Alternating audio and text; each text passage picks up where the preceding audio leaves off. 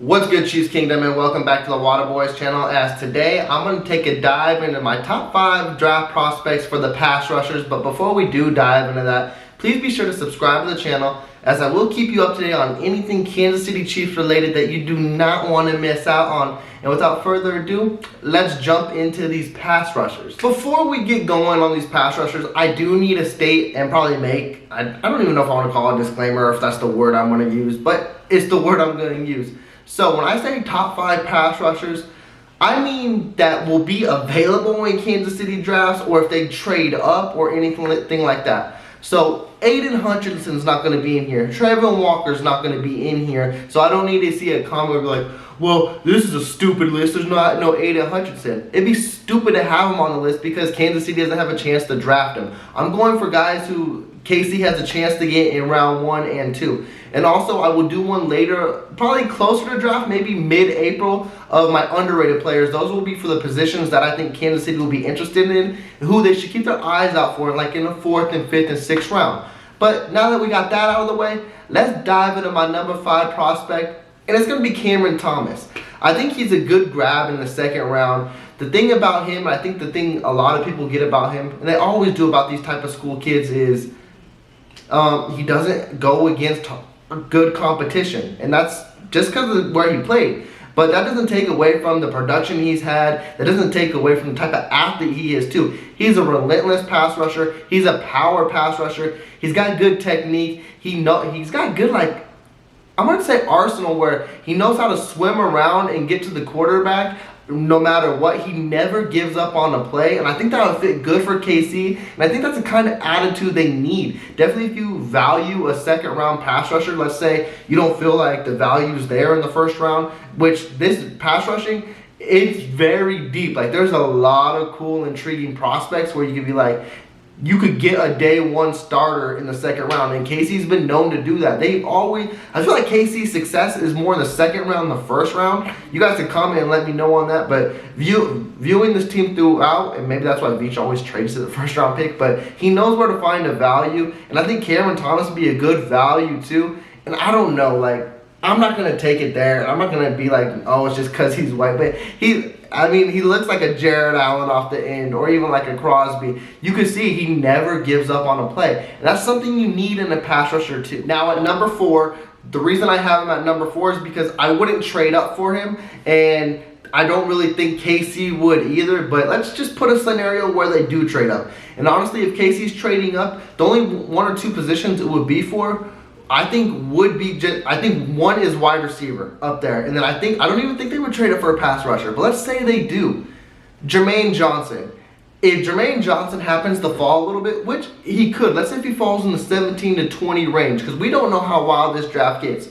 Maybe Kansas City pulls the trigger and trades up. Now, I wouldn't prefer them trading up for a pass rusher when, like I said, there's depth there and you can have it. But let's say it happens. You're getting another relentless guy. He's very rarely blocked. He knows how to beat his blocks.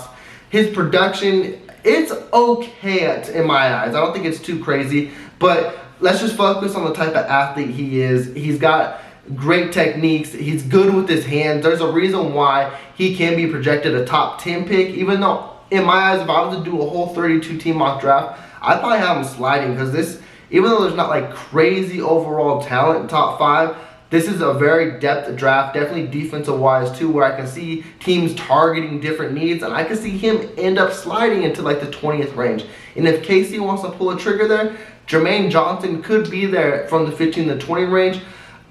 I wouldn't do it, but it would definitely lock up, and it would definitely get KC fans to be like, okay, they answered a huge need that we've been expecting.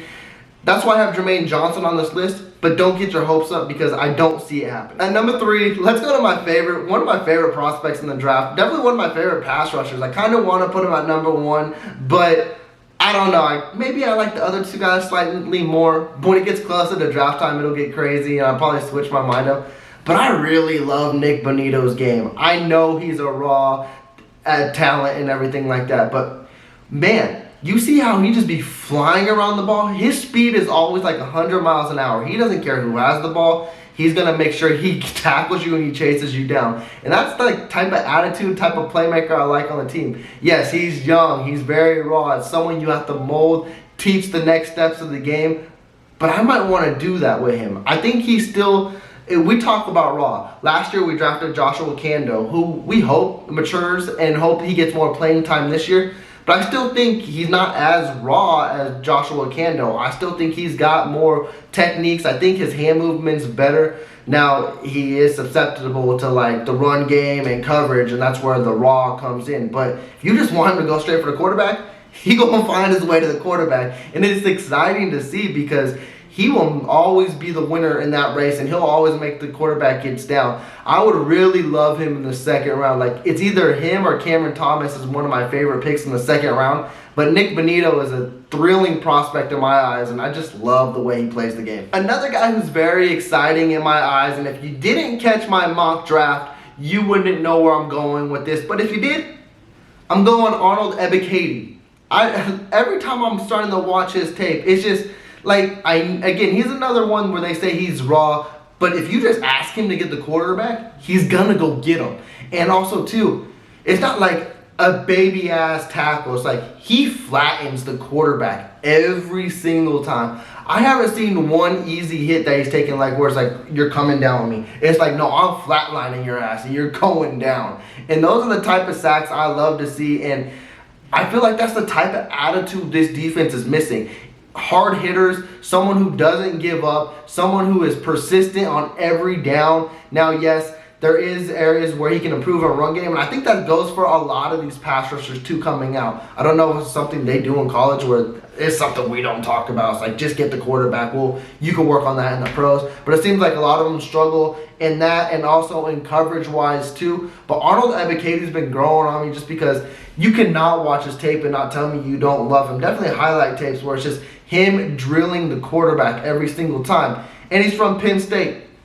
Hey, maybe Tamba Hali can come in and teach him some hand techniques, and those Penn State brothers can get back together and coach him up the correct way. He also has good hand movements as well. He's got a good spin move too, and what we know, Tamba's got a good arsenal too, where he knows every pass rushing technique. You put them two together, Arnold Ebiketie will be set straight. But man, I just suggest go watch his tape. There's not one hit where it's easy. He will lay every quarterback out, and even any running back if it's a tackle for loss. He is an interesting prospect as well. Now, my last guy on the list at number 1, which this could go either way because mock drafts have been differentiating on he could be drafted very high or he could fall all the way down to Kansas City. We'll have to wait and see. Like I said, the talent in this draft is crazy. You don't know what direction which teams are going. So my number 1 prospect would be George Karlaftis. This could be another one I could see too. If he falls in that 20, maybe to 23 range, and Kansas City feels like maybe a team's going to trade up to get him and Kansas City has to make that move,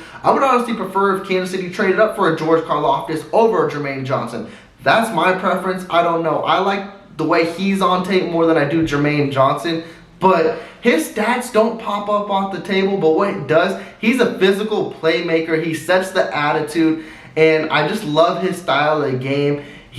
I think he knows every hand technique. He knows how to go from the outside, inside, any way he can to get in the backfield. He will find a way to do it. That's why I can see him going high. And I see why prospects have him going that high in some drafts, but also too he falls off. And the reason he falls off is probably because his production isn't that high in college, and as I mentioned, as every other pass rusher in this, he struggles in the run game. He's basically going to be your line guy, so coverage isn't going to be his thing also. So it's things you got to watch out on that aspect too. But if he fell to 29, yeah, I'd be all over it. That would be one of my easiest picks to make.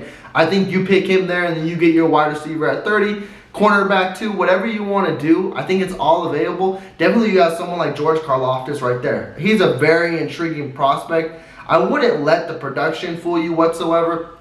I think just the type of talent he is, he even on his pro day, he did really good. He nailed everything in my eyes. I don't know if people find a 4.73 slow for a D end or a linebacker or whatever you want to call him. I find that fast as hell for someone coming off the line with good hands too. That is something very intriguing. And man, he compared himself like a Khalil Mack. You give me a baby Khalil Mack, early here Khalil Mack, if that's who he tries to model his game around, bring him to KC in an instant. I would love that fit. And with that, that will round up my top 5 pass rushers. This is just who I'm going to value between rounds 1 and 2. This isn't even what social media, what media says their top 5. Like I said, it doesn't make sense for me to put an Aiden Hutchinson, a Trayvon Walker in this because it just doesn't make sense. KC's not going to be after those guys. It would be impossible to trade for these guys.